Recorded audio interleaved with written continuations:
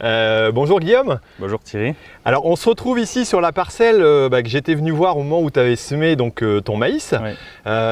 Est-ce que tu peux m'expliquer un peu comment ça s'est passé cette année? Alors les semis, ça a été un peu compliqué, déjà en retard par rapport aux années précédentes, entre deux pluies. Donc ici ça a été semé début avril. On a pris un orage le lendemain matin, donc 35 mm en rien de temps. Donc, 35 mm en combien de temps tu dis Quand je dis en 3 minutes, j'exagère un peu, mais je suis pas loin de la réalité. D'accord, donc ça a vraiment claqué, fort quoi. Ça a fait du mal, ouais. Ça a fait du mal. D'accord. Et qu'est-ce qu'il en a résulté? Alors tu t'es sûrement posé la question de savoir si ça allait lever ou pas. Vous avez pu voir un peu comment ça s'est passé? Alors du coup, on a attendu la levée pour voir un peu s'il y avait eu d'éventuels dégâts ou pas.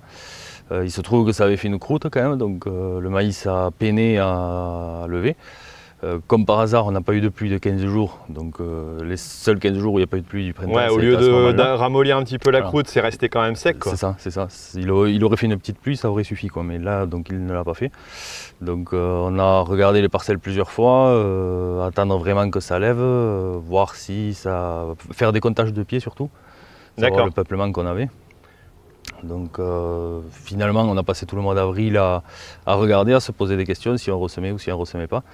Et finalement, avec l'équipe pionnière, on a décidé de conserver le maïs en place, quoi. Même s'il manquait quand même pas mal de pieds. D'accord, tu me disais que toi, tu avais pris aussi la décision, en parallèle avec les conseils de chez Pionnier, pour pouvoir garder le maïs, parce que quelque part, en temps de travail, en organisation, ça ne correspondait pas à ce que tu avais envie. Et le risque était peut-être élevé aussi de ressemer. Disons qu'on était déjà assez tard sur les dates, donc ressemer, ça me branchait très moyennement. On prenait des orages de 40-50 mm assez régulièrement, donc on n'était pas sûr du résultat, quoi. On pouvait ressemer et avoir la même chose derrière, donc voilà. Sachant que j'avais désherbé et tout déjà, donc il fallait tout reprendre à zéro, quoi. Donc économiquement, c'était pas évident. Voilà, j'ai décidé vu l'année humide qu'on avait, il fallait croiser les doigts que ça continue comme ça, et même avec un manque de pied, que ça puisse compenser. D'accord. Et comment ça s'est continué alors l'année? Finalement, ça a été des pluies jusqu'au mois de juillet, donc il a quasiment pas manqué d'eau, quoi. Donc ça... Voilà, ça a aidé à compenser peut-être un peu le manque de pieds. On voit des pieds avec 2-3 épis qui ont fait des belles coques, donc finalement je pense que ça aura compensé, peut-être pas sur la totalité, mais du moins sur une partie, quoi. D'accord, donc là pour l'instant c'est pas récolté, donc on n'a pas les rendements, mais je les mettrai à la fin parce qu'on va pouvoir diffuser la vidéo au moment où ce sera récolté. Sinon toi, ton impression, alors moi j'ai été quand même étonné d'arriver à cette époque-ci, on est mi-septembre, le maïs est complètement sec, il n'y a pas de séchage derrière. Pourtant il a quand même été semé beaucoup plus tard que ce qu'on prétend pouvoir le faire avec ce type de maïs, quoi. Ouais. Donc finalement on se retrouve dans des dates de moisson normales, quoi, avec une semis tardive, donc c'est pas plus mal, parce que c'était un peu la crainte qu'on avait aussi de semer tard, quoi, de ne pas être obligé de récolter au mois de novembre. Ouais, d'accord. Et là je vois que c'est sec, mais qu'est-ce que tu attends pour récolter alors? Et là j'attends tout simplement, moi j'ai jugé plus utile à ramasser les tournesols qui sont aujourd'hui secs ou voire archi secs. Le maïs, je pense pas qu'il tombe demain. Pour toi c'est moins urgent. Voilà. Donc ça se fera semaine prochaine. Je comprends dans l'organisation forcément. Voilà. Mais bon, après on voit que il y a certains épis qui sont quand même un peu couchés, mais il n'y a rien de tombé, il n'y a rien à terre. Non, pour l'instant, il n'y a pas de dégâts. Après c'est sûr qu'il faudrait peut-être pas qu'il fasse du vent à 100 km/h, mais c'est une moisson qui sera prévue peut-être ce week-end ou dans 3-4 jours ou au pire 7 jours, quoi. Donc, d'accord. Et quelque part, tu es confiant au niveau du résultat parce que tu te dis, comparé aux autres cultures cette année qui ont été compliquées, tu me parlais du blé dur entre autres, ça va être certainement l'une de tes cultures qui va être au niveau résultat quelque chose d'intéressant, quoi. Oui, je pense que ça sera peut-être la meilleure culture de l'année, quoi.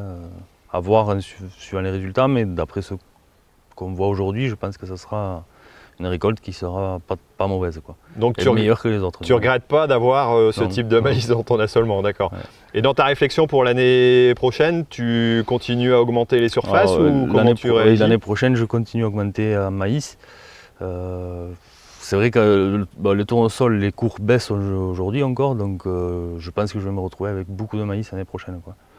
On verra les résultats de cette année, mais je pense qu'on n'a pas trop de mauvaises surprises à attendre, quoi. Donc, d'accord.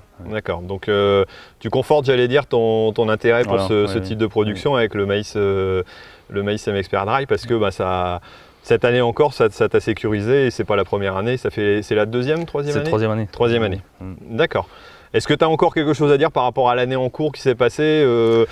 Est-ce que tu as été content du suivi aussi, de l'accompagnement Le suivi, on y est venu quelques fois quand même sur les parcelles. Je n'ai pas le nombre de fois, mais peut-être 10 fois, parce qu'entre tout, entre toutes ces fois où on est venu pour voir si on ressemait tout ça, puis bon, ça a été quand même des grosses craintes, quoi. Ouais. Ah oui, à un moment, il fallait prendre une décision aussi. D'accord.